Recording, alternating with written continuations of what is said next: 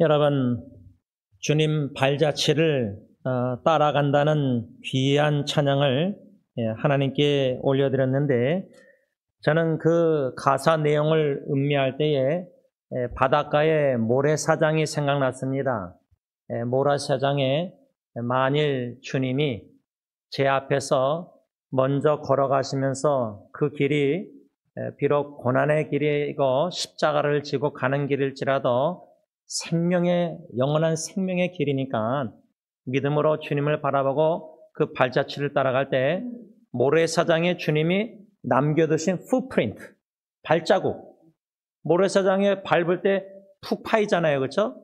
그런 거를 상상할 때 주님이 발자취를 남기면 나는 뒤따라가면서 그 발자취만 밟고 가면 된다. 그런 교훈을 좀 생각하게 되었는데, 어저께도 제가 토요일 날 처남인 지미하고 함께 동네 근처 물론 공원에 강아지 데리고 왔다 갔다 했지만 그것을 나누면서 또 주시는 깨달은 교훈이 있었는데, 주님께서 여러분들 한 분 한 분을 주님의 고난의 길, 생명의 길, 발자취를 따라가도록 막 인도해 주시는데, 예를 들자면 저희 집에서 공원에 갈 때 집 앞에서 좌회전해서 뉴욕이라는 길에서 좌회전해서 쭉 내려가면은 오른쪽에 뉴욕 공원이 있습니다. 아주 간단합니다. 좌회전만 그냥 그렇게 하면 되는데, 돌아올 때 또 반대로 우회전하면 되는데, 우리의 신앙의 여정에 주님의 발자취를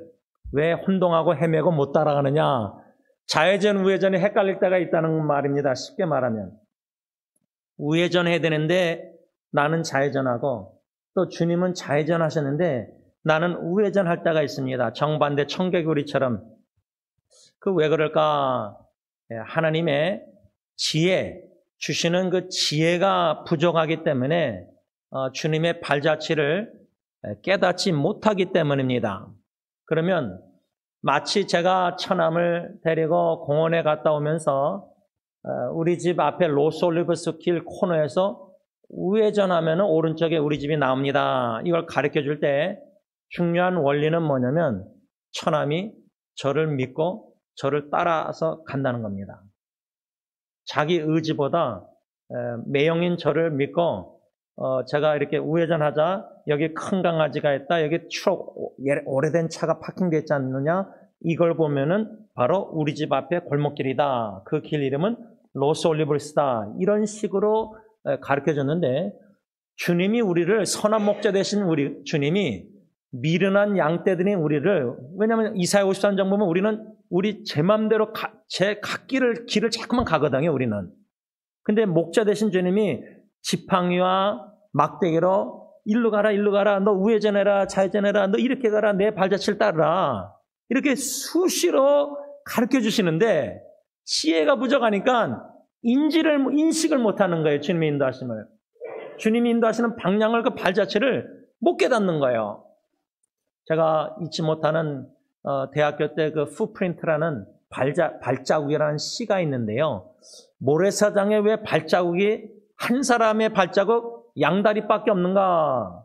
그랬더니 주님이 너가 제일 힘들 때에 내가 너를 안고 걸었기 때문에 두 사람의 네 발자국이 여기 제일 모래사장에 두 발자국밖에 없는 이유가 그거다. 이런 설명하는 시가 있습니다.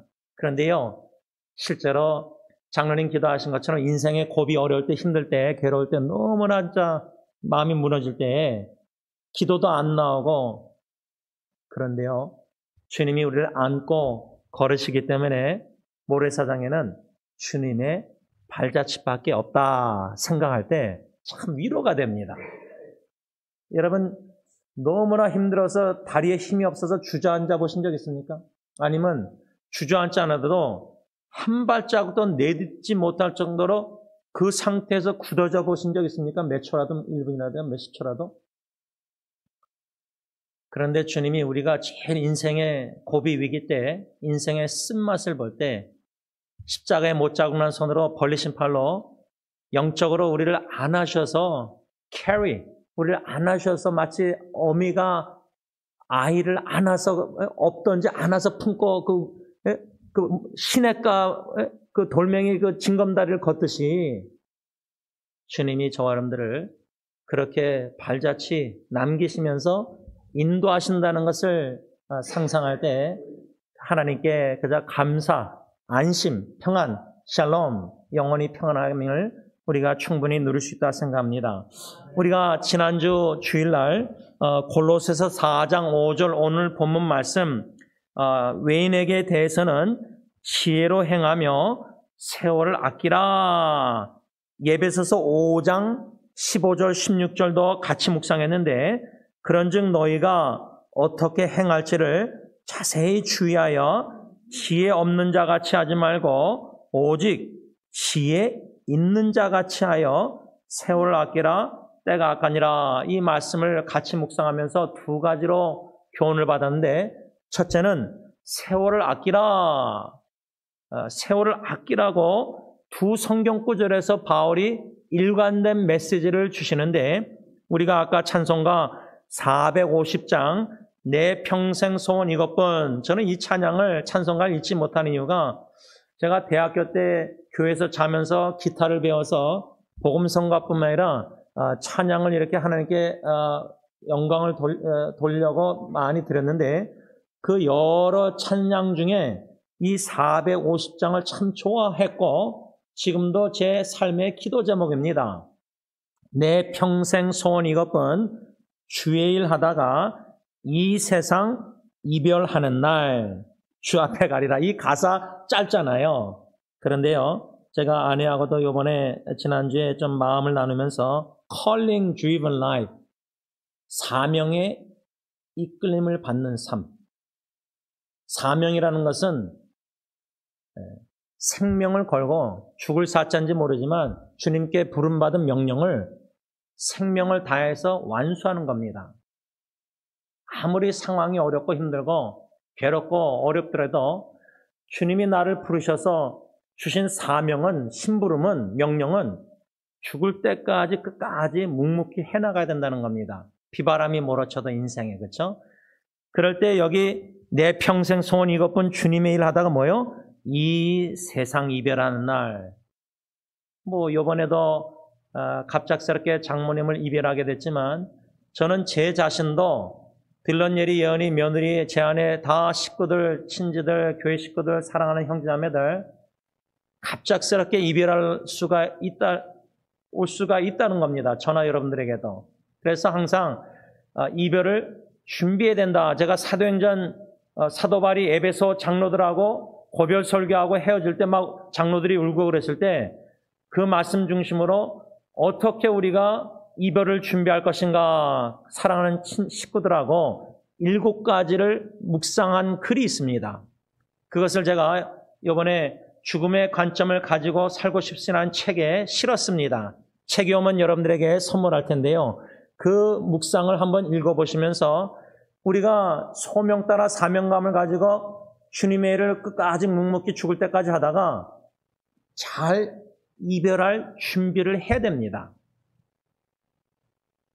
그런 가운데 제가 특별히 세월을 아끼라 때가 악하니라 이 말씀에 근거해서 5절 가사를 보면 살같이 빠른 광음을 주 위에 아끼세 온 몸과 마음을 바치고 힘써서 일하세.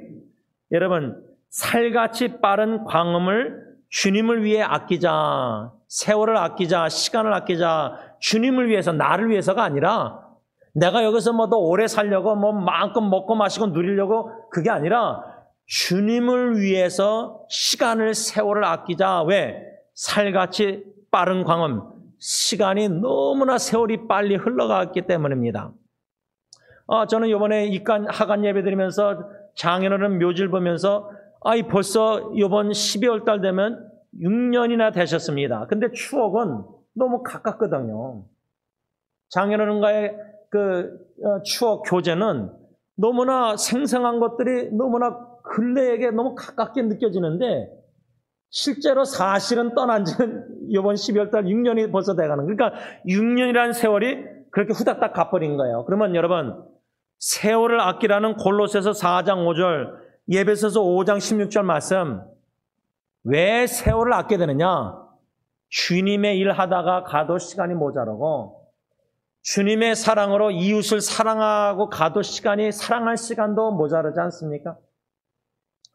이번에 사랑받는 시간도 항상 있는 게 아니구나 깨닫게 됐다고 제가 나눴잖아요. 장모님의 사랑. 그러면 이젠 남은 어머님의 사랑받는 시간도 얼마나 제가 있겠어요. 그래서 제 어머님이 장모님 돌아가셔서 너무 슬퍼하셔서 전화 오실 때마다 이제 전화 안 할게 자꾸만 하시지만 어머님 계속 전화하세요. 아들이 하시는 게 그래도 어머님의 전화를 받고 전화 대화 말씀 듣고, 그렇죠? 사랑 받을 시간, 부족한 자식의 둘째 아들의 어머님을 향한 사랑도, 사랑할 시간, 받을 시간도 항상 있는 게 아니라는 거죠. 오늘 하루 성도님들이 주님 안에서 성령의 공동 교제를 나누는 시간도 매주일 항상 있는 게 아닙니다. 하루하루가 항상 개런티가 있는 게 아니란 말이죠. 뭐 별의별 사고가 많은 세상에 요즘 또 심장마비도 많이 오잖아요. 그렇죠? 그래서 여러분 세월을 아껴서 항상 있는 시간이 아니니까 세월을 아껴서 주님의 일을 할 때 주님을 사랑해서 찬양 경배 영광 올려드리고 이웃을 내 몸같이 사랑해서 사랑을 섬기고 베풀고 여러 가지 그런 주시는 달란트 은사대로 작은 일에도 섬김의 기쁨을 맛보면서 이웃사랑 그렇게 살아야 된다 그 말이죠. 오늘은 특별히 두 번째 지난주에 받은 메시지 교훈 중에 지혜로 행하라. 골로새 4장 5절에 외인에게 대해서는 지혜로 행하며 그랬는데 현대의 성경은 믿지 않는 사람들을 대할 때는 지혜롭게 행동하고 기회를 최대한 이용하십시오. 이번에 장례 절차 다 끝나고 또 처제네 집에서 이제 식탁 교제를 나누면서 한 형제가 저한테 뭐라고 나눴냐면 영어로 나눴는데 한국말로 번역하면 나는 내 아버지 어머니가 born again 중생한 거듭난 분들인지 모르겠다 이렇게 저한테 이 아드님이 얘기하더라고요. 그 아버님, 어머님이 다 돌아가셨는데 아버님, 장로님, 어머님, 권사님이신데 이 둘째 아드님이 저에게 I'm not sure. 난 확실히 모르겠습니다. My dad, mommy, 엄마, 아빠가 born again 크리스천, 중생한 거듭난 크리스천인지 그리스도인인지 모르겠습니다 하면서 자기는 이해합니다. 내 아버지가 오래전에 이민 와서 얼마나 고생 많이 하면서 이렇게 사업하다 보니까 내 아버지가 월들리 너무나 세상적인 사람이 됐습니다. 이런 얘기를 저한테 나눠요. 그래서 제가 그 형제에게 조사한 거를 제가 달라 그래서 종이를 어저께 다 읽어봤어요. 한 3장을. 자기 어머님 장례식 때 조사했거든요. 제가 거기에 또 조사의 은혜를 받았고요. 근데 그 아드님이 자신의 부모님을 생각할 때 born again, 거듭난 그리스도인인지 I'm not sure, 확신이 없다는 거예요. 제가 한국에서 사역할 때 지금도 마찬가지지만 승리교회에서도 장례식을 이젠 좀 인도해달라고 부탁받을 때 제일 좀 고민스러운 때가 언제냐면 돌아가신 분이 예수 믿고 구원을 받고 돌아가셨는지 구원의 확신이 없이 예수 믿지 않고 교회만 왔다 갔다 떠나셨는지 이게 혼동이 되고 유족들조차도 확신이 없으면요. 그러면 유족이 확신이 없는데 목사한테 부탁할 때 그 어떻게 설교하고 어떻게 장례 예배를 인도해요. 결혼도 솔직히 제가 여태까지 여러분들을 결혼 주례했지만 제일 첫 번째 결혼 주례한 사람이 누구냐면 저보다 1살 많은 친구인데 LA 친구인데 예수 안 믿는 친구였거든요. 또 부인은 불교 신자였어요. 그래서 제가 주례를 못하겠다고 했는데 거절했는데 계속 이렇게 부탁해가지고 제가 타협을 해서 주례를 쓰게 됐어요. 그러면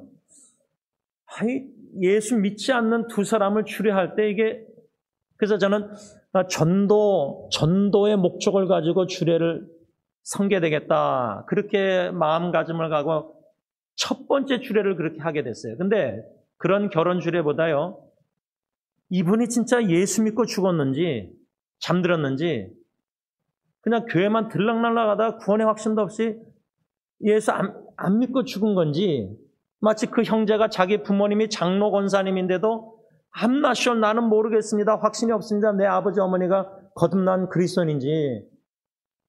야, 여러분, 이거 그냥 오래 살고 육신이 건강히 치유받아서 암이 치유받아서 오래 살고 그게 아니라, 이거는 그냥 100세가 아니라 영원히 천국에서 영원히 사느냐 아니면 영원히 지옥에서 사느냐, 이 문제를 장례식에 집례하는 목사가 죽은 분이 구원을 받았는지 확신이 없이 그 집례한다는 거, 이게 진짜 곤욕입니다, 곤욕.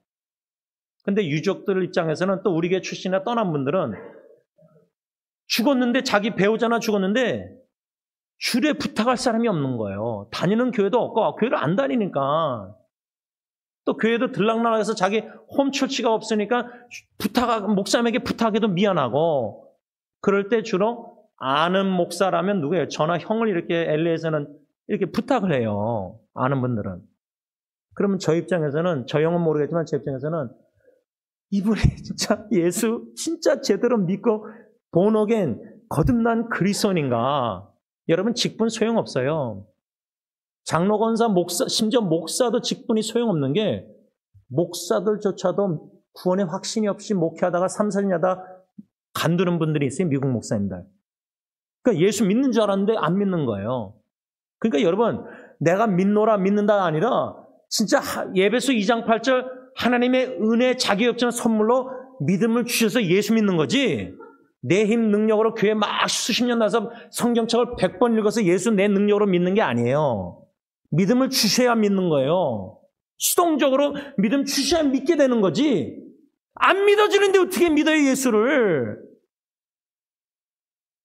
그러니까 저도 목회하면서 이 장례식 집례도 그러지만 세례식을 거행할 때에 당회에서 인터뷰하죠. 예수님 믿으십니까? 또 그런 기간도 없이 어르신들 양론에서 갑자기 언제 돌아가실지 모르는 분들 세례받기를 너무 원하세요. 그래서 인터뷰에 물어보면은 진짜 이분이 강도가 마지막으로 진짜 천국 갈 정도로, 파라다이스 갈 정도로, 낙원에 이를 정도로 믿음이 있는가? 예수를 믿는가? 다 소용없어요. 결론적으로 하나는 예수님 믿으십니까? 안 믿으십니까? 이거 질문이 이것밖에 없는 거예요. 근데 제가 인터뷰 아직도 기억나요. 영어사의 한 지체를 장로님하고 인터뷰하는데 제가 그 전도 폭발 진단 질문을 던졌어요. 만일에 영어로 제가 했어요. 너가 천국 문 앞에 있는데 예수님이 너에게 왜 내가 너를 내 천국에 들여보내야 되느냐 질문하면 What would you say? 너는 어떻게 대답하겠느냐 당신은? 물어봤거든요. 그러니까 그 형제가 나는 뭐 특별히 나쁜 짓 안 하고 착한 일 하고 살았다. 그게 뭐예요? 선행으로 구원받 천국 간다는 거예요. 선행. 그 뒤 모든 종교가 선행, 인간의 노력을 많이 강조해요. 근데 우리 개혁신앙은 오직 하나님의 은혜로 예수 그리스도를 믿음으로 구원받는다. 우리의 노력이 아니다. 믿음 더하기 선행도 아니고 오직 예수 그리스도를 믿는 믿음으로만 천국 간다. 오직 예수밖에 없거든요. 예수님 발자취 흉내내서 뭐 선행을 해서 많은 가난한 사람들 도와주고 구제하고 고아를 돌보고 과부를 돌보고 그래서 착한 일 선행을 많이 해서 내가 천국 간다. 이게 결코 아니거든요. 그런데 예수님을 믿는지 안 믿는지 이 구원의 확신이 없다는 거예요. 그래서 저는 이 지혜로 행하라, 특별히 불신자 믿지 않는 자들을 우리가 전도할 때 이거 참 중요한 것 같아요. 내가 예수를 믿지 않고 어떻게 전도해요? 내가 믿지 않는 예수님을 어떻게 전해요, 나눠요? 이것이 나의 간증이요 찬양을 드렸는데 예수 믿고 받은 놀라운 은혜, 축복, 임재, 사랑 그 간증이 없는데 무슨 간증을 해요? 앞에 나와서 사람들 앞에서. 또 그 간증도 내 중심이 아니라 예수가 드러나는 간증이 돼야 되는데 나를 드러내는 간증이 그럴까 수없이 해봤자 무슨 덕이 돼요? 무슨 은혜가 되고 무슨 사람이 변화가 돼요? 예수의 놀란 변화의 놀란 역사 능력이 나타나기 위해서는 오직 예수와 복음의 능력밖에 없다는 거예요. 나 잘난 거 간증 아무것도 없어요. 사도행전에 바울이 간증하는 장면이 나와요. 그 간증을 세 가지로 나누면은 예수 믿기 전에 나는 핍박자였다. 예수 믿기 전에 나는 무지하게 어떤 핍박자인지 믿기 전에 얘기하고 다메섹 도상에서 예수님 만났던 그 순간, 예수님 만났던 때, 그 다음에 예수님 만난 후에 자기가 이방인의 사도로 이제는 내가 사는 것이 아니요 내 안에 그리스도가 산다. 그 말이 뭐예요? 나는 십자가 뒤에 간 것 없고 예수만 보이고 예수 십자가만 전하는 거예요. 나의 뭐 설교자라고 뭐 기도자라고 찬양자라고 능력 이런 거 하나도 없어요. 오직 예수예요, 예수. 여러분, 이 골로새 4장 5절에 현대인의 성경에 믿지 않는 사람들을 대할 때는 지혜롭게 행동하고 기회를 최대한 이용해야 되는데 그러기 위해서는 첫 번째, 내가 진짜 예수 믿는 자인가? 구원의 확신이 있어야 돼요.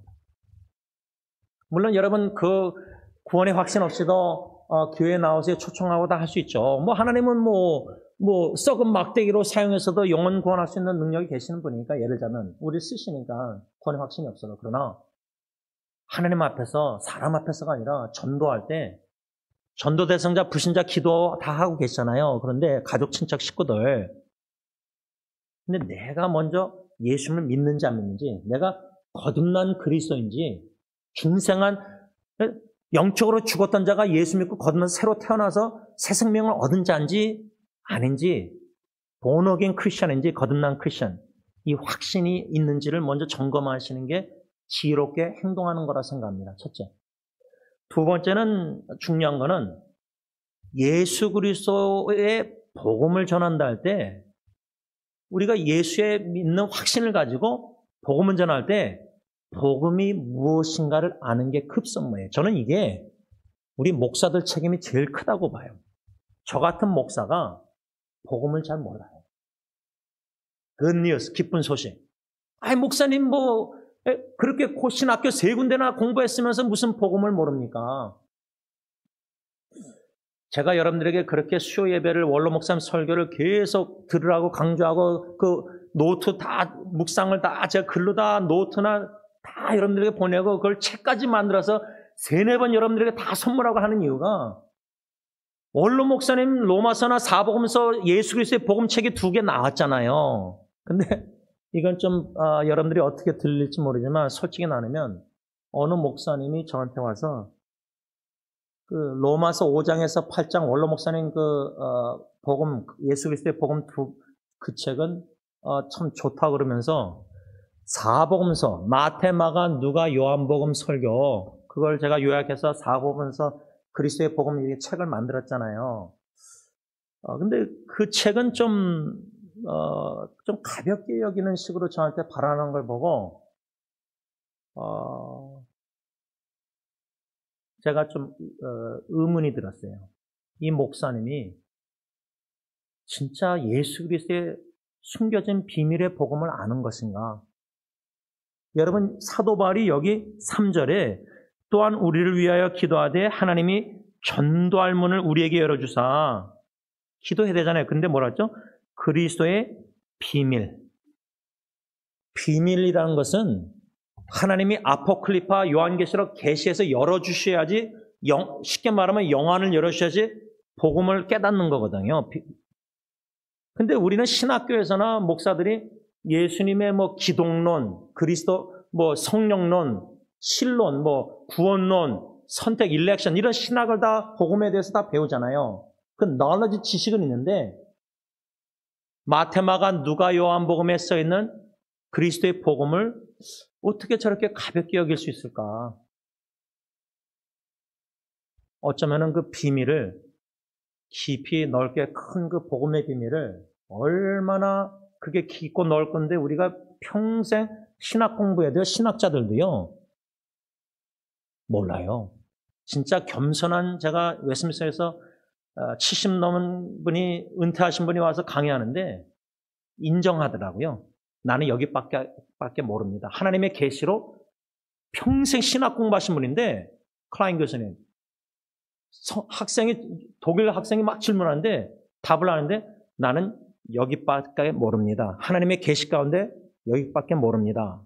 야, 제가 그거 잊지 못하는 거예요. 그분 강의는 하나도 너무 어려워서 너무 어려워서 제가 펜타토 모세오경 너무 어려워서 또 졸업하고도 읽었는데 단어도 모르겠어요. 그분이 만든 단어인데 그 정도로 해박한 지식이 있는 분인데 학생이 질문할 때 답한다면 나는 여기밖에 모릅니다. 근데 웬만하면 교만한 저 같은 목사들은 뭣도 모르면서 아는 척 하려고 성도들 질문하면 막 답변을 해요. 근데 성도 입장에서는 질문했는데 목사님이 무슨 말하는지 도저히 이해가 안 돼요. 그거 모르고 있는 거야. 빈 깡통이 소리 더 많이 나는 거 아닙니까? 빈 깡통 목사들이 그렇게 많다는 겁니다. 예수 그리스도의 복음을 잘 몰라요. 전도자가 지혜롭게 불신자에게 전도할 때 구원의 확신을 가지고 예수님을 진짜 인격적으로 만나고 사랑을 알고 구원의 십자가의 사랑을 알고 그 복음을 알아가면서 복음을 전해야지 복음이 뭔지도 모르고 그런데 아는 내용만 전하면 되죠. 아는 것만큼만 전하면 되죠. 근데 이 지적 교만한 욕심은요. 모르는데도 아는 척 하려고 더 말을 해요. 복음에 대해서. 야, 이게 참 위험한 그 선을 넘는다는 게 로마서인가 그러잖아요. 너희들은 믿음의 선을 넘지 말라 그랬는데 우리가 목사들이 교만해지면 그걸 넘어요. 성도들도 넘고요. 그래서 지혜롭게 복음 전하기 위해서는 첫째, 예수 그리스도를 알고 예수를 진짜 믿는지 내가 거듭난 기독교인인지 구원의 확신을 가지고 두 번째는 복음을 힘써 알아가야 돼요. 그게 제일 급선무예요. 전하는 게 급선무인 게 아니라 복음을 힘써 알아가면서 그 다음에 복음을 전해야 돼요. 근데 세 번째 전할 때는 입술로 전할 때 예수 믿으세요. 예수 믿고 천당, 복음 방법이 다양하게 내용이 있을 거예요. 근데 로마서 고린도서 보면은 사도 바울이 복음이 뭔지 내용을 이미 원로 목사님이 다 설교하셨어요. 이렇게 얘기해도 직분자들이 지금 로마서 고린도서의 어느 성경권인지 생각이 안 나신다면 직분자분들 여러분들 다시 공부하셔야 돼요. 수요 예배 제대로 드리고 제가 보내는 종이들 다 읽고 이번에 7월 둘째 주일 45주년 때 총체적 칭의론 책을 일부러 배로 40권만 미리 보내달라고 해서 나머지 배로 보내고 왜? 여러분들에게 선물하려고. 그러면 제가 여러분들에게 강하게 이렇게 훈련을 못 시키지만 마음이 약해서 직분자들은 그 책을 정독해야 돼요. 제가 제일 안타까운 것 중에 하나가 직분자분들이 열심과 헌신과 달란트가 다 좋은 게 다 귀한 게 저거 없는 게 참 너무나 귀한 분들이에요. 그런데 예수 그리스도의 복음을 알아가는 헌신도가 너무 빈약한 가운데서 막 봉사 여러 가지 일하면요. 언젠가는 하나님의 영광을 가려오게 돼요. 저는 그 위험을 너무나 보이기 때문에 그게 두렵고 걱정이 되는 거예요. 물론 저보다 다 훌륭한 어르신들이죠. 직분자분들. 근데 복음 중심된 사역이 아니면요. 예수 그리스도와 복음 중심된 모든 사역이 아니면은 그 기초가 약하기 때문에 무너져요. 사람의 영광이 드러나요. 하나님의 영광 안 드러나요. 그러면 그런 지도자가 직분자들이 더 하나님의 영광을 가리울 위험이 더 많아요. 평신도보다. 그러면 직분자들은 더 자기 자신을 쳐서 복종시키고 더 채찍질하고 자기를 자아를 죽이고 부인하고 십자가를 지고 고난의 길 발자취를 생명의 길 고난의 십자가를 가야 되는데 요즘 얼마나 우리 직분자 목사부터 해서 편안하게 신앙생활 섬겨요, 교회를. 교회에서 시간 보내는 시간이 헌신도가 주님의 일을 하는 시간 헌신도가 다른 일이 더 시간이 많는다. 우리가 말씀 기도 섬김의 시간도 세월 아껴서 주님의 일을 해야 되는데 여유가 많다. 좀 죄송하지만 그 정도로 여유가 많다. 안식하고 누리고 좋죠. 그러나 살같이 빠른 강험, 특히 여러분 우리 직분자들이 저보다 다 나이가 많은 분들인데 제 장모님이 말씀을 정리하면서 제가 하간 예배 때 나눴지만 한번 처남하고 저하고 장모님과 아리조나에서 식사한 적이 있었어요. 그때 장모님이 저한테 뭘 마음을 나누셨냐면 너무 시간이 없는 거예요. 근데 자기는 막 주님의 일을 하고 싶은 거예요. 장모님은 이 뭔가 아이디어가, 제가 29년 장모님을 접했지만 결혼 초에도 사위 목사를 좀 너무 과대평가하셔가지고 목회를 막 이렇게 막 하길 원해서 뭐 얼반으로 옮기면 어떨까, 막 여기 뭐 건축 뭐 집팔아서 헌금하겠다, 막 승리께 막 아이디어가 엄청나게 많으셨어요. 심지어 승리께 찬양대도 너무 좋아하셔서 동영상을 보면서 찬양대도 막 여러 가지 아이디어가 있으시고 아주 재능이 많은 분이세요. 그 교회 건축도 장모님 아이디어가 많이 해서 뭐 어떻게 다 그렇게 했는데, 그런 분이 저에게 돌아가시 전에 그 마지막 그때 식사할 때 거기서 시간이 없는데 주님의 일을 하고 싶은데, 근데 하간 예배 때 제가 나눴지만 그분이 계획하고 생각하고 막 하고 싶었던 일은 마음껏 못하셨지만 주님이 원하셨던 장모님을 통해서 죽을 때까지 하신 주님의 일이 뭐냐? 김창만 선교사님 매일 아침마다 성경구절 하나를 한국어, 영어, 스페니쉬로 보내는 거를 장모님은 너무 좋아하셨어요. 그거를 일어나셔서 꼬박꼬박 그 시간 받으셔서 안 오면 왜 안 오는지 막 제안한테도 연락 오시고 해서 그걸 받아서 저는 김창만 선교사 때 매일 곧장 받는데 장모님 그걸 받고 나한테 또 보내시고 그 외에 찬송가 유튜브 동영상을 여기저기 한국의 뭐 교회, 여러 교회들 거를 보내셨어요. 아, 인터넷 사역을 그렇게 말씀과 찬양 나누시다가 가셨구나.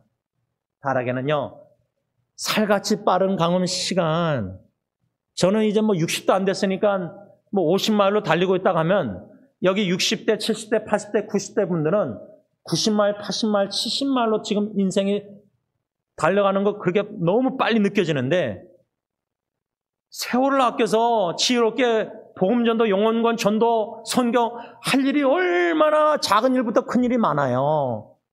주님의 일을 힘쓰는 지혜롭게 저와 여러분들이 되시길 바랍니다. 기도하겠습니다.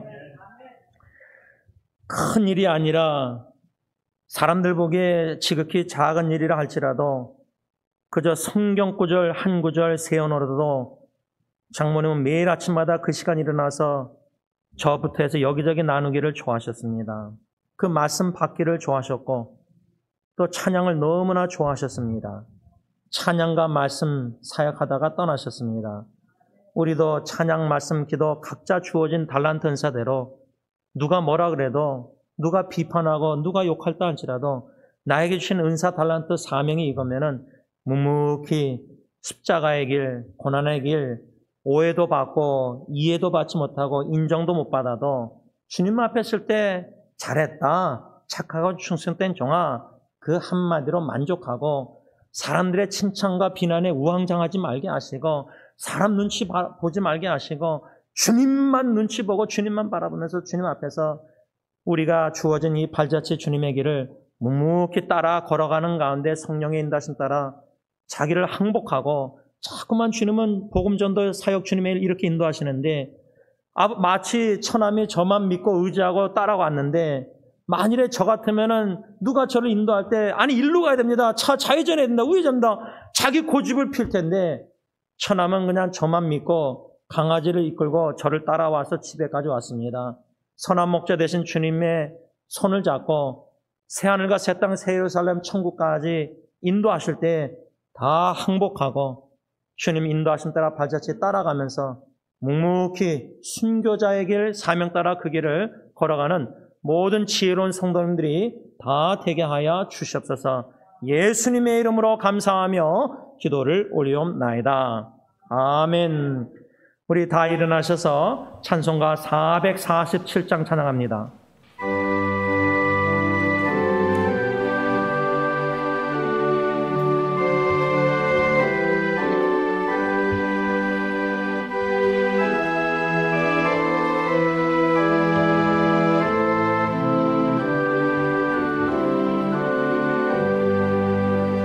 이 세상 끝날까지 섬겨 살리니 내 친구 되신 주여 늘 함께 하소서. 주 나와 함께 하면 전쟁도 벌었고 주 나를 인도하며 늘 안심하리라. 나 주를 따를 때에 주 약속하신 것 그 영광 중에 모두 이루어 주소서. 나 주의 길을 따라 섬기며 살리니 그 크신 은혜 속에 날 인도하소서. 이 세상 온 것이여 내 마음을 흔들고 적은 원수들이 안팎에 있으나 주 나를 돌보시사 내 방패 되시고 내 옆에 계신 것을 늘 알게 하소서. 저 영광 빛난 곳을 주 허락했으니 그 허락하신 곳을 늘 사모합니다. 끝까지 쉬지 않고 주 따라가리니 주 넓은 사랑으로 늘 인도하소서.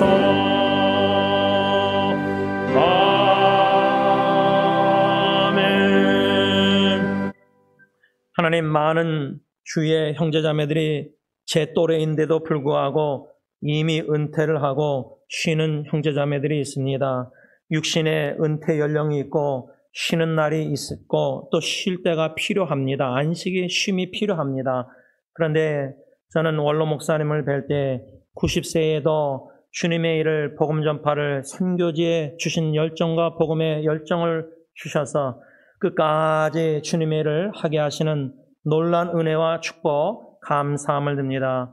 원로 목사님처럼 장로님이나 박덕영 전도사님이나 모든 이미 이 땅에서는 교회 조직으로는 은퇴하신 나이들이지만 다 직분자들 여러분이 계속해서 주님의 일을 할 수 있는 길을 열어주신 은혜장 축복 너무나 감사합니다. 생명호흡 다하는 그날까지 끝까지 사랑하시는 주님의 사랑이 너무나 감사해서 끝까지 생명 다하여 목숨을 다하여 주님 걸어가신 발자취를 조금이나마 흉내내고자 뒤따라 발버둥 치면서 사명 따라 끝까지 완수하는 모든 하나님의 종들이 일꾼들이 다 되게 하여 주시옵소서.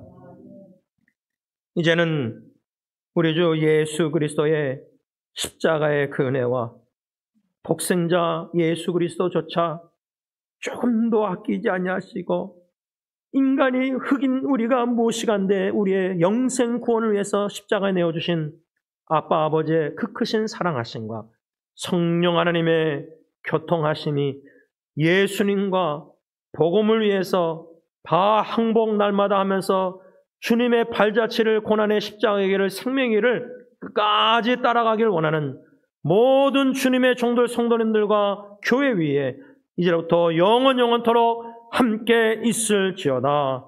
아멘.